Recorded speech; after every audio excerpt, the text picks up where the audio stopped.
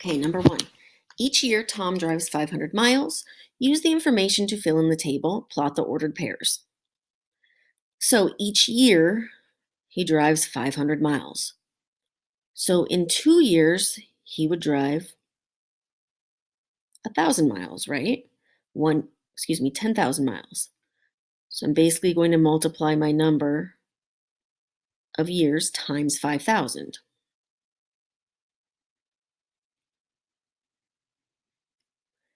I get 30,000 and 40,000. So plot our points. Number of years, 10,000. 6 years. Now pay attention and make sure that you're plotting these in the right place and you don't just go in robot mode and just plot, plot, plot. Make sure you're in the right number of years on your x-axis. They even tell you here, number of years, distance. Oops.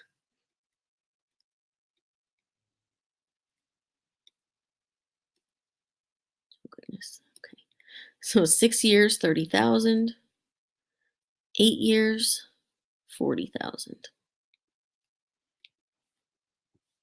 That's it.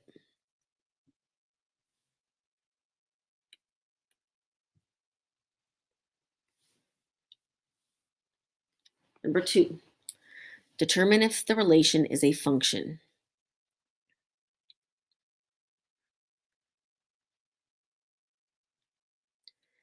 Okay, couple reminders. For it to be a function, we need to have no x's repeat. The y's can repeat, but the x values or the domain, the input, those cannot repeat. So we're going to look at our x values. In relation 1, my x's are unique. It is a function.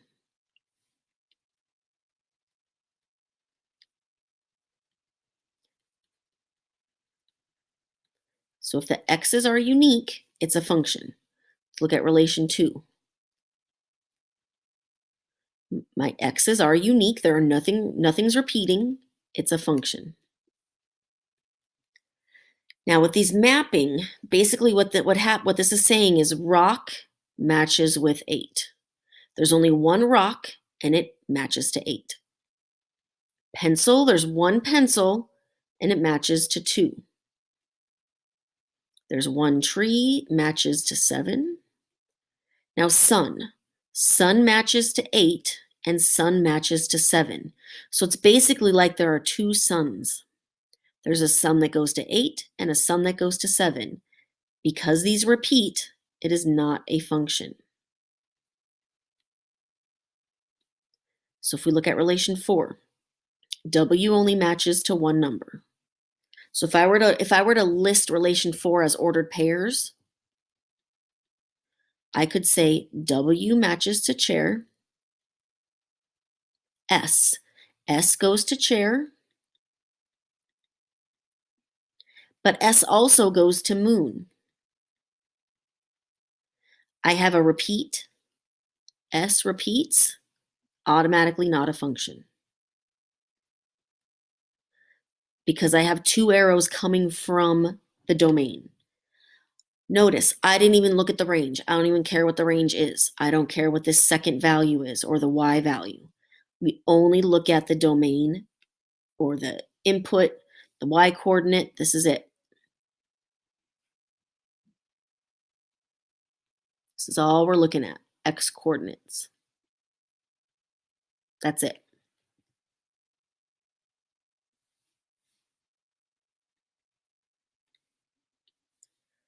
Okay, let's look at the next problem.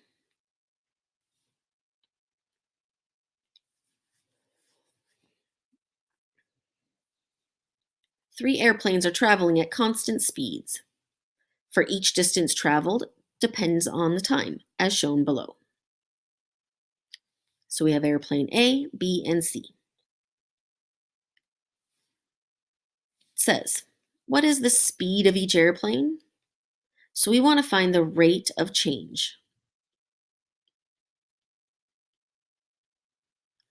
or the slope.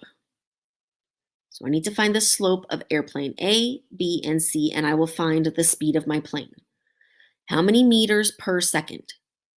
Okay, so I can even look at that from just the graph. So in 1 second, how many meters? In 1 second, it's 500 meters.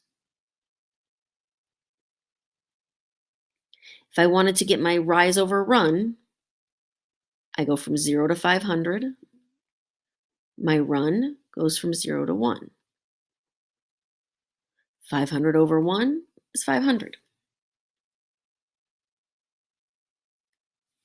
Airplane B. Now we have a table. Meters per second. Well, this is 1 second.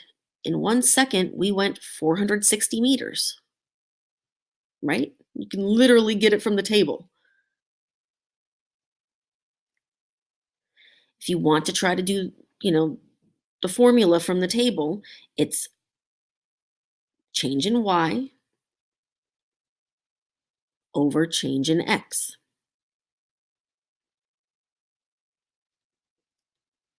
I get 460 over 1, which is what I wrote down. Super simple so far. Airplane C. Now we don't have a picture, a graph that we can look from. We don't have a table to look from. But what I do know is that y equals mx plus b. I do know the number multiplied by the x is my slope. And even though I don't have anything being added here, it's okay. I still have something that doesn't look exactly, but it looks very similar. If I replace the D and the T, do you see how this looks very similar to this? The number that's being multiplied by my x is my slope. That means in 1 second, now think about it this way too, if you need to. T is time in seconds. Well, I want meters per second. So how many meters in 1 second? So if T was 1, D would equal 480 times 1, which is 480. So you could even just replace this T with 1 because it's meters per second. Nothing crazy, no rocket science.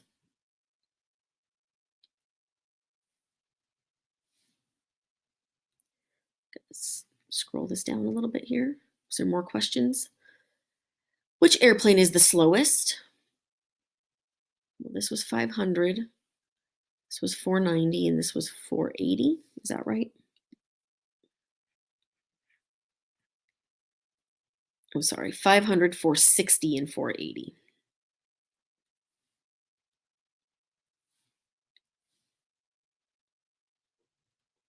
Okay. So which was the slowest? Well, the slowest would mean the least amount of meters per second. So that would be airplane B.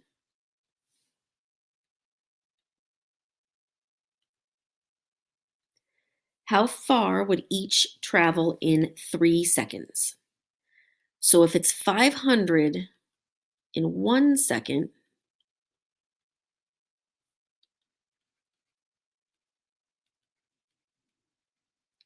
how far in 3 seconds? Or just multiply. So airplane A would be 1,500 meters in 3 seconds. That's a 5 right here. So if it's 460 in 1 second, if I multiply by 3, I'll get how much in 3 seconds?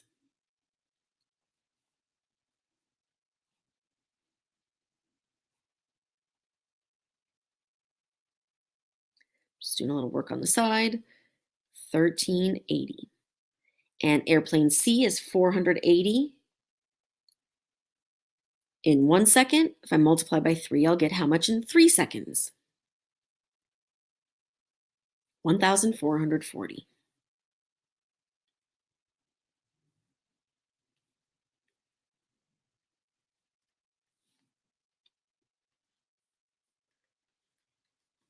Number 4. Find the slope of the line. We pick 2 points. They actually give them to you. And we're going to rise and run. It does not matter which point you start from. Get the same answer either way. My rise, I go down 1, 2, 3. I run 1, 2, 3, 4.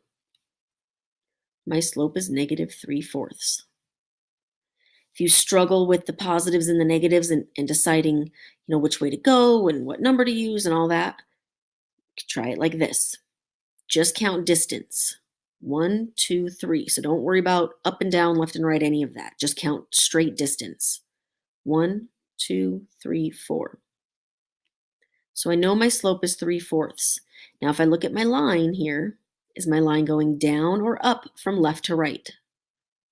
It's going down. If my line's going down, my answer is negative. -3/4.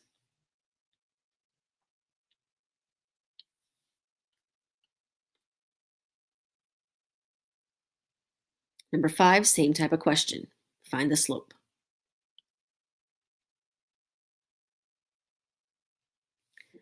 Number 6, we have a bucket being filled with water. The graph below shows the water height versus the time that the water has been. Use the graph to answer the questions. How much does the height of the water increase for each second the water is running? So basically for A, we're looking to see, as the seconds increase, how does the height increase? Okay, so for each second, how much higher does the water get? Well, at 1 second, it's at 4. Then at 2 seconds, it's at 8. 3 seconds, it's at 12. So how much does the height of the water increase for each second the water is running? So for each second, how is the water increasing? It's going up by 4, isn't it? All you're doing is finding the pattern. That's it. You don't have to get crazy. Honestly, it's the slope. Up 4 over 1. It's the slope. You don't want to write 4 over 1 as your answer. You want to just write 4, but it's essentially what you're finding. If you're struggling to make sure that that's correct, do what I did here and write out the pattern. Look and see what's happening. Physically, look at the description and just figure it out on the graph, and you'll be able to find the pattern and get your answer. Now, B says, what is the slope? Rise over run. Be careful that you don't just count grid marks. If you just count grid marks, you're going to be wrong. You need to look at the numbers. I start at 4 and I end at 8. So if I count my intervals, 4 to 6 is 2, 6 to 8 is 2. So it's a total of 4. Each grid mark on the vertical counts as 2. Horizontally, they go by ones. I get 4 over 1, but you don't want to put that in as your answer. You want to answer 4. Don't leave answers with 1 in the denominator. It's not good.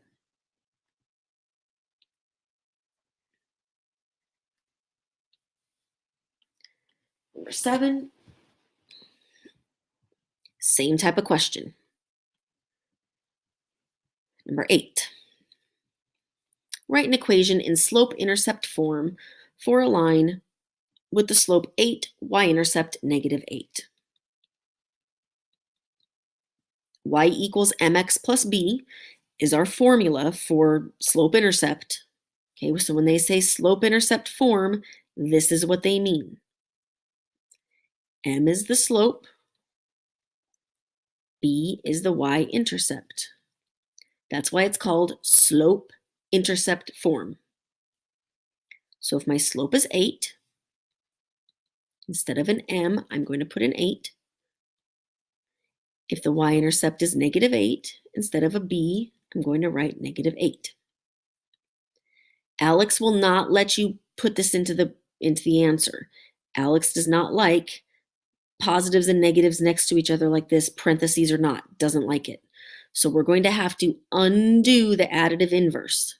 And that's not supposed to be an m, that's supposed to be an x.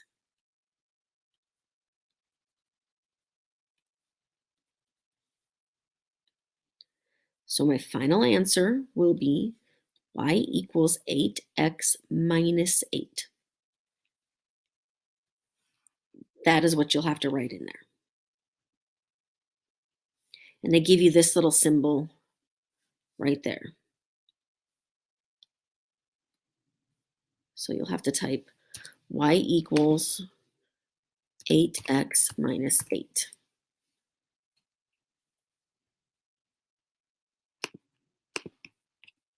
Number 9. Same exact type of question. 10.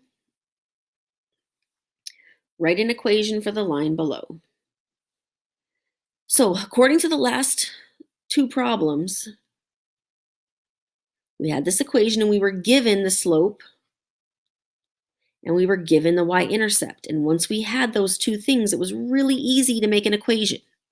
Really easy. They give us a line. If you look at the line, could you find the slope? Could you find the y-intercept? Totally. You absolutely can find both of those, so find them. Let's find the slope first. They give me 2 points. Let's rise and run. I rise 1, 2, 3, 4, 5, 6.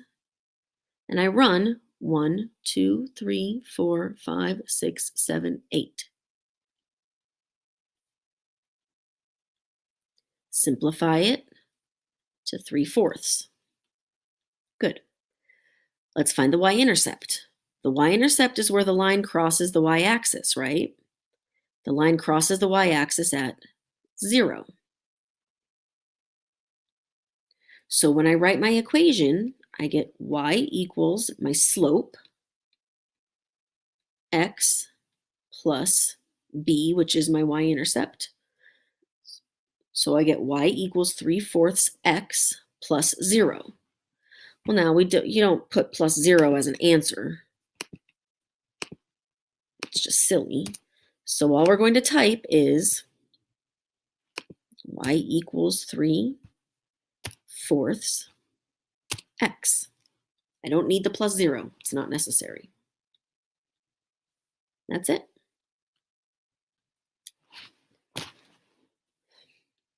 Number 11. Find the slope of the line passing through the points. You could graph those 2 points and find a rise and run.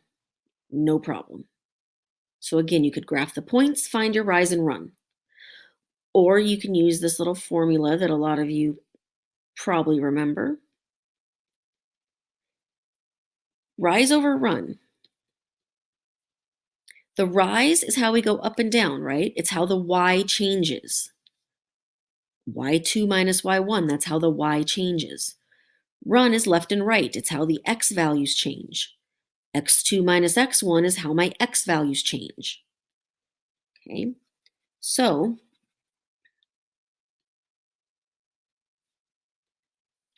this is my x2 and my y2. This is x1, y1.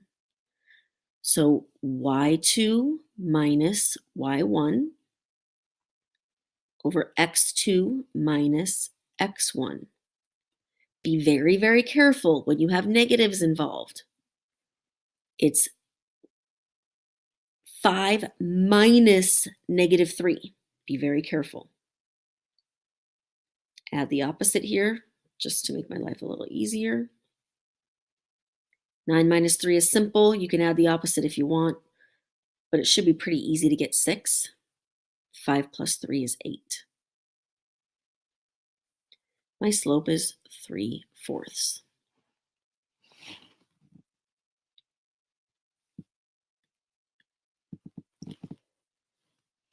Number 12, graph the line. So first we need to identify the slope and the y-intercept. Remember, this is y equals mx plus b. And even though we can't, there was that weird thing where when I had plus a negative, we have to fix that. Be very careful with something like this. Your y-intercept is not 7. I'm going to write this a little bit bigger over here. When I add the opposite, I'm looking at a -7. So my slope is 2. My y-intercept is -7.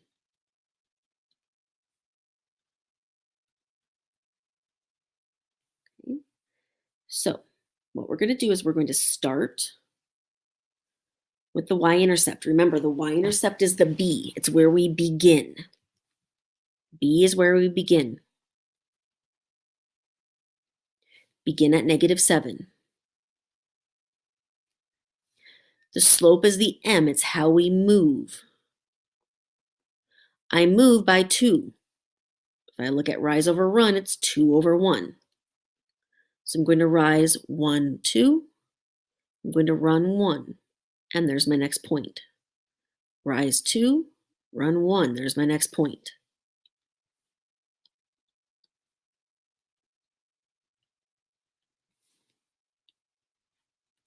Let me erase this really quick. Okay, so again, I plotted my point at -7. Rise 2, run 1. Rise 2, run 1. Place the first point. Place the second point. There's my line.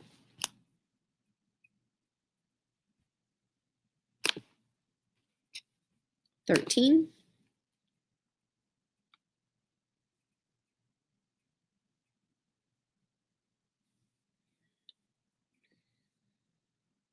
All right.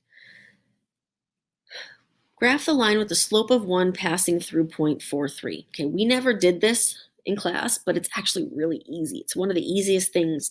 I don't know how we missed it. So I don't have a y-intercept, and a y-intercept is where we begin. And the reason it's where we begin is because it's a point.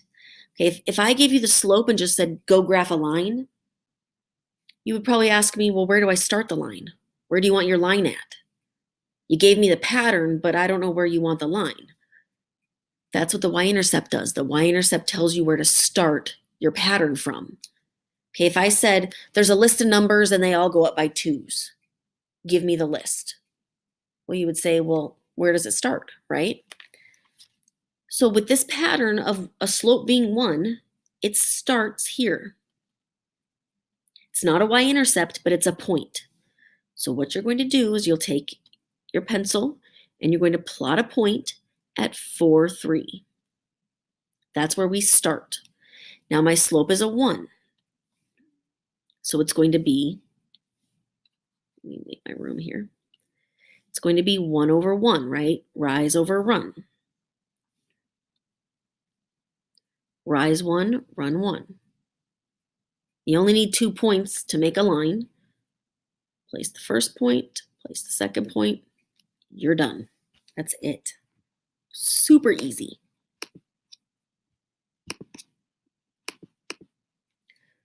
$14. Graphing another line. This is just like number 12.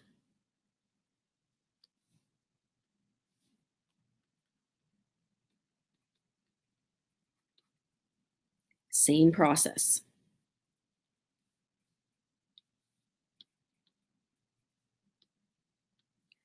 $15. Again, same process, just like number 12.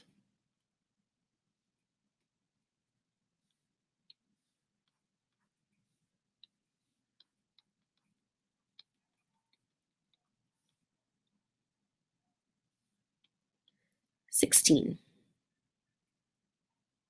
Same process, just like number 12. Okay, we'll go ahead and do this again though. My y-intercept is where we begin. We're going to begin at 4. My slope, rise over run, 1/5. Now there's a negative here. So you decide, do you want the rise to be negative or the run? So you would either have -1/5 or 1/-5. It does not matter. You'll get the same answer either way. So if I go down 1 to the right 5, or I'll do this second one. I could go up 1 and backwards 5. If you notice, no matter what I do, I get the same exact line. Double checking yourself. Make sure that your rise and run are 1s and 5, and make sure your line is going down from left to right. That's how you know that you did everything correct. 17. Same kind of problem, exactly the same. And then finally 18.